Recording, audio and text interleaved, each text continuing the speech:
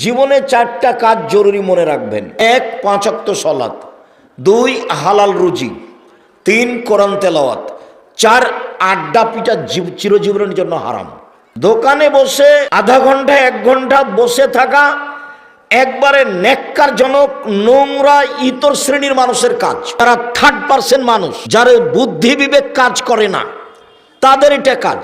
আর দোকানে টিভি আছে, নগ্ন মেয়ে নাচছে, এই টিভিতে যত পয়সা ইনকাম হয়েছে সব হারাম। ওই টাকা দিয়ে চাউল কিনে ভাত খেয়ে ইবাদত কবুল হবে না। দোকানের ওই উপার্জন দিয়ে চাউল কিনে ভাত খেয়ে ইবাদত কবুল হবে না।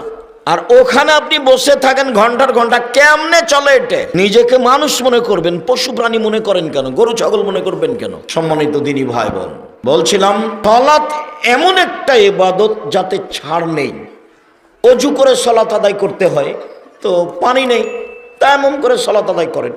বলে মাটি নেই, তো অজু ছাড়া তায়াম্মুম ছাড়াই সালাত আদায় করেন। কেবলার দিকে মুখ করে সালাত আদায় করতে হয়, তো কেবলা বোঝা যায় না, এমনিতেই সালাত আদায় করেন। দাঁড়িয়ে সালাত আদায় করতে হয়, তো দাঁড়িয়ে থাকা যায় না, বসে থেকে করেন।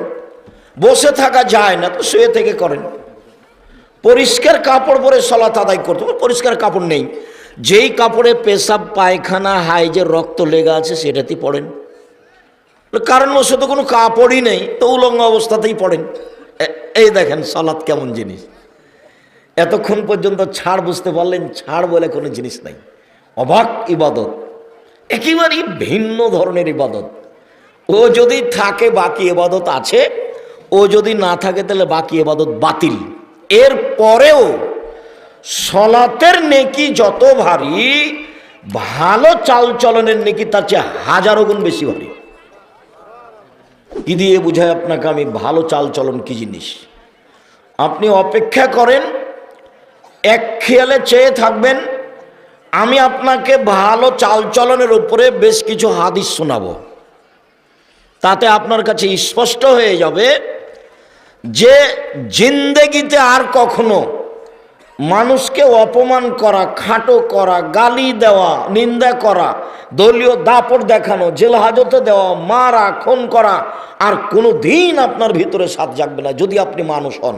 আর যদি আপনি হায়ানা, পশু প্রাণী, গরু ছাগলের মতো হন, তাহলে কিছু কথা নেই। বুঝে না ওরা, অন্তর আছে বুঝে না, দেখেও দেখে না ওরা, চক্ষু আছে দেখে না, শোনেও শোনে না ওরা, কান আছে শোনে না। উলাইকা কাল আনাম, তারা পশু প্রাণীর মতো, তারা গরু ছাগলের মতো, তারা কুকুর শ্রীরের মতো, বালহুমাজাল, বরং তার চেয়ে খারাপ।